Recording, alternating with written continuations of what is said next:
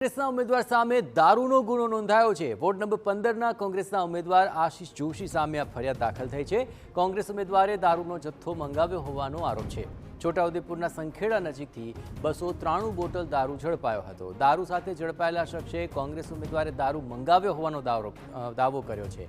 જોકે ખોટી રીતે કેસ કરવામાં આવ્યો હોવાનો કોંગ્રેસ ઉમેદવારે આરોપ લગાવ્યો। સત્તાધારી પક્ષના ઇશારે જ પોલીસ કામ કરતી હોવાનો પણ તેમનો આક્ષેપ છે।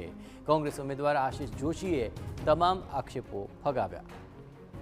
જોકે કોંગ્રેસના વોર્ડ નંબર 15ના ઉમેદવારે આ તમામ આક્ષેપોને ફગાવ્યા અને પડકાર ફેંક્યો કે તેમના સહિત ફરિયાદ કરનાર સૌના લાય ડિટેક્શન અને નાર્કો ટેસ્ટ થાય।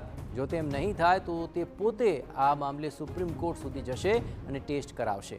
આ દારૂ કોણે કઈ રીતે મંગાવ્યો, તેની ચૂકવણી કેવી રીતે થઈ, તે તમામ વિગતો તેમણે પોલીસ પાસે માંગી હતી। કોઈ પ્રમોદભાઈ પાંડેની પહેલા તો પોલીસ નાર્કો ટેસ્ટ કરાવે, આશિષ જોશીનો પણ કરાવે અને જે ફરિયાદી બનનાર જે કોન્સ્ટેબલ છે એનો પણ કરાવે। જે પંચ સાક્ષી છે બધાના જ નાર્કો ટેસ્ટ કરાવશે એટલે સત્ય બહાર આવશે।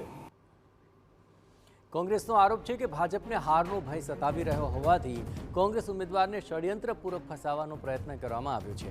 છેલ્લા કેટલાક દિવસોથી આયોજનબદ્ધ રીતે આશિષ જોશી વિરુદ્ધ વાતાવરણ ઊભું કરવાનો પણ પ્રયત્ન કરવામાં આવ્યો છે। આશિષભાઈ ઉપર પ્રોહિબિશનનો કેસ કર્યો છે। એવા અમારા એક બીજા બેન 6 નંબરના વોર્ડના બેન છે, એમના ભાઈ ઉપર પણ કેસ કરવા પ્રયત્ન કર્યો। એક 7 નંબરના ઉમેદવાર છે એની પર પણ એમણે કોશિશ કરી કે એની પર પણ કેસ કરું।